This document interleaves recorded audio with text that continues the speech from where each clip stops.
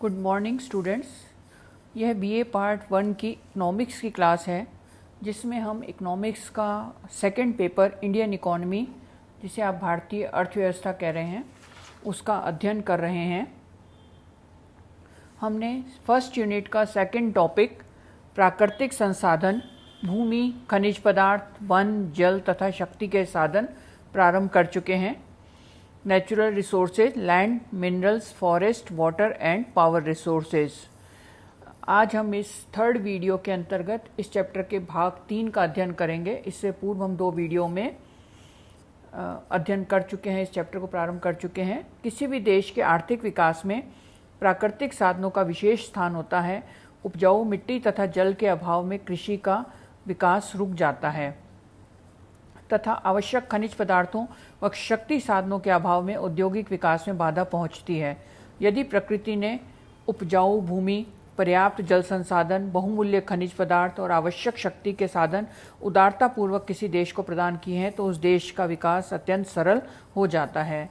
भारत एक ऐसा देश है जो प्राकृतिक संसाधनों के मामले में यहाँ प्रचुर मात्रा में मिलते हैं और एक धनी देश है, परंतु उन साधनों का यदि हम उपयोग, विदोहन, संरक्षण सही प्रकार से नहीं करते हैं तो विकास उतनी तेजी से नहीं होता है। आज हम इस चैप्टर में इसी बात का अध्ययन करेंगे। पिछले वीडियो में हम भूमि का उपयोग पढ़ चुके हैं कि भारत में पूरा भूखंड कितना है और उसमें वन क्षेत्र कितना है, कृषि कितनी जगह पर की जाती है और आने वाले इस वर्तमान समय में शहरीकरण और औद्योगिकरण के कारण भूमि पर किस प्रकार का दबाव पड़ रहा है। खनिज पदार्थों में हमने धात्विक खनिज और अधात्विक खनिज का अध्ययन किया कि खनिज यहाँ प्रचुर मात्रा में पाए जाते हैं, परंतु कुछ खनिज ऐसे हैं जिनका हमें आयात करना होता है और खनिज नीति सरकार की क्या है। वन संसाधन में हमने पढ़ा कि वन मानव जाति के लिए महत्वपूर्ण प्राकृतिक देन है, परंतु शहरीकरण और औद्योगिकरण के दबाव में वनों को अनावश्यक काटा जा रहा है, जिससे भावी पीढ़ी को भी संकट हो सकता है। आज हमारा नया टॉपिक है जल संसाधन, वाटर रिसोर्सेज। भारत में जल संसाधन काफ़ी विशाल हैं। जल संसाधनों में सतह का पानी और सतह से नीचे का पानी दोनों आते हैं, जिसको कहते हैं सरफेस वाटर और ग्राउंड वाटर।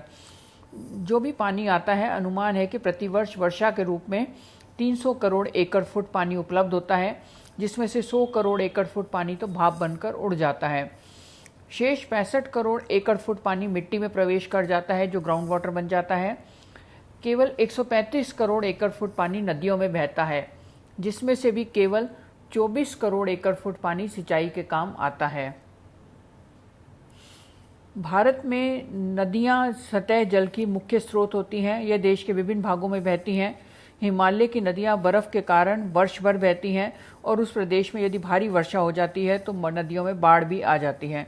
दक्षिण भारत में नदियों में वर्षा का जल आने से उनका बहाव अनिश्चित रहता है। प्रमुख नदियां हैं गंगा नदी का बेसिन और ब्रह्मपुत्र नदी का बेसिन। गंगा नदी का बेसिन सबसे बड़ा है, जिसमें 5.5 करोड़ हेक्टेयर मीटर जल का वार्षिक प्रवाह होता है। इसका अभी 1/3 जल ही काम लेने योग्य है। गंगा के बाद दूसरा बड़ा नदी बेसिन ब्रह्मपुत्र नदी का है, जिसमें 4.2 करोड़ हेक्टेयर मीटर जल बहता है। लेकिन ब्रह्मपुत्र नदी में आपने देखा होगा, जिन दिनों मानसून होता है उस समय की अगर आप न्यूज़ सुने तो ब्रह्मपुत्र में अक्सर बाढ़ आती है और बाढ़ के भी 1 या 2 दौर आते हैं। अन्य नदियों के मुकाबले ब्रह्मपुत्र का जो पार्ट है वो अत्यंत चौड़ा है। नदी जोड़ो अभियान परियोजना यह एक सिविल इंजीनियरिंग परियोजना है, जिसका उद्देश्य भारतीय नदियों को जलाशयों और नहरों के माध्यम से आपस में जोड़ना है। इससे किसानों को खेती के लिए मानसून पर निर्भर नहीं रहना पड़ेगा और साथ ही बाढ़ या सूखे के समय पानी की अधिकता या कमी को दूर किया जा सकेगा। आपको यह जानकर आश्चर्य होगा कि विश्व में जितना भी पानी उपलब्ध है उसका केवल 4% ही भारत के पास है और भारत की आबादी विश्व की कुल आबादी का लगभग 18% है। परंतु हर साल करोड़ों क्यूसेक पानी बहकर समुद्र में चला जाता है और भारत को केवल 4% पानी से ही अपनी ज़रूरतों को पूरा करना होता है। नदी जोड़ो योजना के लाभ। यह जो एक महत्वाकांक्षी सरकार की योजना है जो प्रस्तावित की गई है, इसके अनेक लाभ हैं। इससे पीने के पानी की समस्या दूर होगी। हमारे देश को आज़ाद हुए इतने वर्ष हो गए, परंतु अभी भी हम सब गाँव में प्रत्येक परिवार को शुद्ध पीने का पानी उपलब्ध नहीं करवा पाए हैं। इससे इस योजना से आर्थिक समृद्धि आएगी। लाखों परिवारों की आर्थिक बदहाली दूर होगी। नदियों को जोड़ने से सूखे की समस्या का स्थायी समाधान निकल सकता है। मानसून की अनिश्चितता बहुत रहती है। जिस वर्ष मानसून अस्थिर रहता है, कम आता है, देर से आता है, तो उस वर्ष अकाल की समस्या का सामना करना पड़ता है। सिंचित रकबे में वर्तमान के मुकाबले उल्लेखनीय वृद्धि होगी। सिंचित क्षेत्र अधिक हो जाएगा तो कृषि उत्पादन बढ़ेगा। जल ऊर्जा के रूप में सस्ती एवं स्वच्छ ऊर्जा प्राप्त हो सकती है। नहरों का विकास होगा और नौवहन के विकास से परिवहन लागत में भी कमी आएगी। टूरिस्ट स्पॉट में वृद्धि होगी, पर्यटन को बढ़ावा मिलेगा और बड़े पैमाने पर वनीकरण को प्रोत्साहन मिलेगा। भारत भू सांस्कृतिक विविधता वाला देश है, जहां हर इलाके में सिंचाई और पीने के लिए पानी का प्रबंध अलग अलग तरीकों से होता है। ऐसे में सब पर केवल नदी जोड़ो अभियान एक समाधान थोपना ठीक नहीं है। क्या इसकी ज़रूरत है, जिसमें बहुत पैसा खर्च होगा और जिससे बड़े स्तर पर भौगोलिक वातावरण बिगड़ सकता है। जल संरक्षण पर काम के लिए चर्चित राजेंद्र सिंह राजस्थान के हैं। उन्होंने अपने एक साक्षात्कार में कहा है, उनके शब्दों के अनुसार, नदियों को जोड़ने के बजाय सरकार को इस बात पर ध्यान लगाना चाहिए कि लोगों के दिल और दिमाग को नदियों के साथ जोड़ा जाए, ताकि नदियों को फिर से जिंदा किया जा सके। और नदियों को जोड़ने से सूखा खत्म नहीं होगा। सूखा तब खत्म होगा जब समाज खुद को पानी के साथ जोड़ेगा। यदि नदी जोड़ो अभियान प्रारंभ किया जाता है तो यह अत्यंत ही महंगी योजना है। इससे विस्थापन की समस्या होगी, पर्यावरण संतुलन बिगड़ सकता है। भारत में जल का प्रयोग सिंचाई के अलावा घरेलू उपयोग, औद्योगिक आवश्यकताओं, निर्माण कार्यों, विद्युत सृजन में भी किया जाता है। जल एक दुर्लभ साधन है। जल संसाधनों के सर्वोत्तम उपयोग के लिए जल प्रबंध की वैज्ञानिक विधियों का विकास किया जाना चाहिए। संभावित जल समस्या। जल की प्रति व्यक्ति उपलब्धता। जनसंख्या बढ़ने से दिन प्रतिदिन कम होती जा रही है। उपलब्ध जल संसाधन औद्योगिक, कृषि और घरेलू निस्सरणों से प्रदूषित होता जा रहा है। इस कारण उपयोगी जल संसाधनों की उपलब्धता सीमित होती जा रही है। अलवणीय जल, जो पीने योग्य होता है, जल की घटती हुई उपलब्धता तथा बढ़ती मांग से सतत पोषणीय विकास के लिए इस महत्वपूर्ण जीवनदायी संसाधन के संरक्षण और प्रबंधन की आवश्यकता बढ़ गई है। विलवीकरण द्वारा सागर या महासागर का प्राप्त जल की उपलब्धता और उसकी अधिक लागत के कारण यह संभावना नगण्य हो गई है। भारत को जल संरक्षण के लिए तुरंत कदम उठाने होंगे और प्रभावशाली नीतियां और कानून बनाने होंगे और जल संरक्षण हेतु प्रभावशाली उपाय अपनाने चाहिए।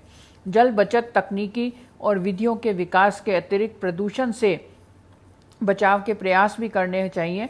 जल संभरण विकास, वर्षा जल संग्रहण, जल के पुनः चक्रण और पुनः उपयोग और लंबे समय तक जल की आपूर्ति के लिए जल के संयुक्त उपयोग को बढ़ावा दिए जाने की आवश्यकता है। जल प्रबंधन की वैज्ञानिक विधियों का विकास किया जाना चाहिए।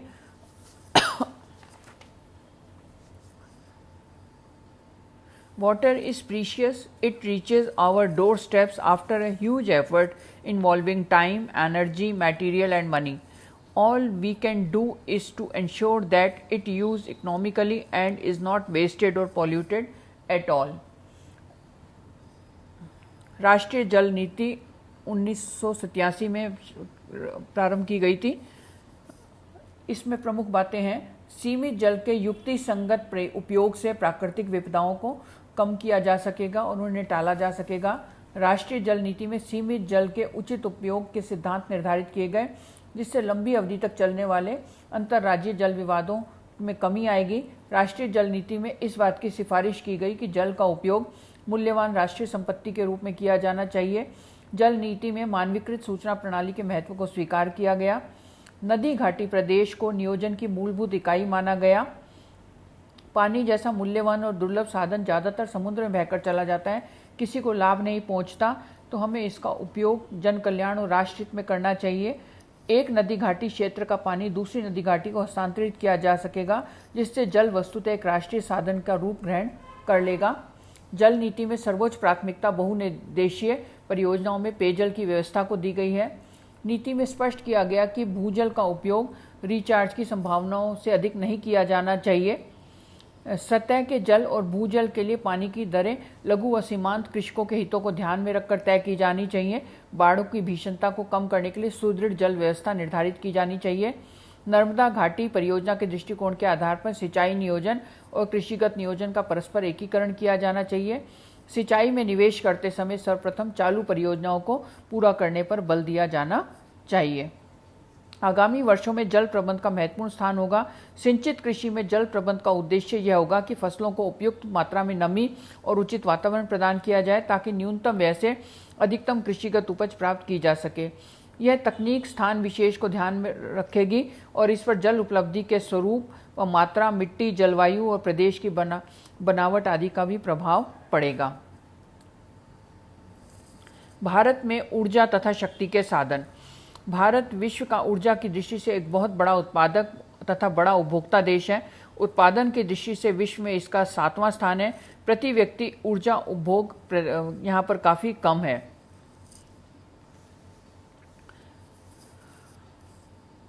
भारत में कोयले व लिग्नाइट के पर्याप्त साधन पाए जाते हैं। पेट्रोल और प्राकृतिक गैस में यहाँ पर गैस की कमी है और पेट्रोल के नए ऊर्जा क्षेत्र खोजे जा रहे हैं। स्वच्छ ऊर्जा के अंतर्गत जल विद्युत ऊर्जा और नवीनीकरण के लायक ऊर्जा व परमाणु ऊर्जा शामिल होती है। इस प्राकृतिक संसाधन को अध्ययन करने के पश्चात हमारे सामने एक बहुत बड़ा प्रश्न खड़ा होता है, संपन्नता के बीच निर्धनता। यह एक विरोधाभास है जिस पर आपके एग्जाम में क्वेश्चन भी आता है कि भारत एक धनी देश है लेकिन भारतवासी निर्धन है।